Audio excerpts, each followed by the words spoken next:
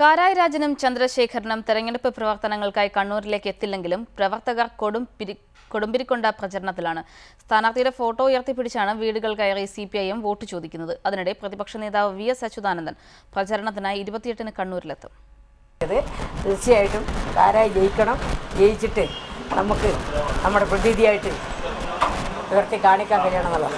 ഫസൽ വധക്കേസിൽ കുടുങ്ങി എറണാകുളത്ത് താമസിക്കുന്ന സ്ഥാനാർത്ഥികൾക്ക് വേണ്ടിയാണ് ഈ പ്രചാരണം. കൂത്തുപറമ്പ് പാട്യം ഡിവിഷനിൽ നിന്ന് ജില്ലാ പഞ്ചായത്തിലേക്കാണ് കാരായി രാജൻ ജനവിധി തേടുന്നത്. സ്ഥാനാർത്ഥിയുടെ അഭാവത്തിലും അണികൾ തികഞ്ഞ ആത്മവിശ്വാസത്തിലാണ്.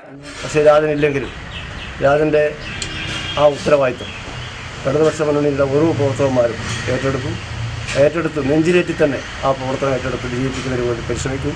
തലശ്ശേരി നഗരസഭയിലെ 16-ാം വാർഡായ ചിള്ളക്കരയിൽ നിന്നാണ് കാരായി ചന്ദ്രശേഖരൻ മത്സരിക്കുന്നത്. അണികൾ തന്നെയാണ് ഇവിടെയും പ്ലക്കാർഡ് ഉയർത്തി വീട് കയറുന്നത്. അതിനിടെ കാരായിമാരുടെ മത്സരത്തെക്കുറിച്ച് ഇതുവരെ പ്രതികരിക്കാത്ത VS അച്യുതാനന്ദൻ 28-ന് പ്രചാരണത്തിനായി ജില്ലയിലെത്തും. ഇടതുപക്ഷ ജനാധിപത്യ മുന്നണി സ്ഥാനാർത്ഥികളുടെ വിജയത്തിനു വേണ്ടി ജനങ്ങളോട് അഭ്യർത്ഥിക്കാനാണ് LDFന്റെ നേതാക്കന്മാരെത്തുന്നത്.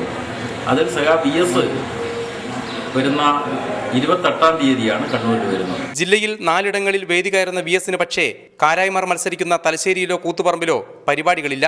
LDF വിജയത്തിനായി എത്തുന്ന VS ഇനി സ്ഥാനാർത്ഥികളുടെ പേരെടുത്ത് ഏത് തരത്തിലുള്ള പരാമർശമാണ് നടത്തുക എന്നതാണ് കണ്ടറിയേണ്ടത്. കണ്ണൂരിൽ നിന്നും K. ശശീന്ദ്രൻ, റിപ്പോർട്ടർ.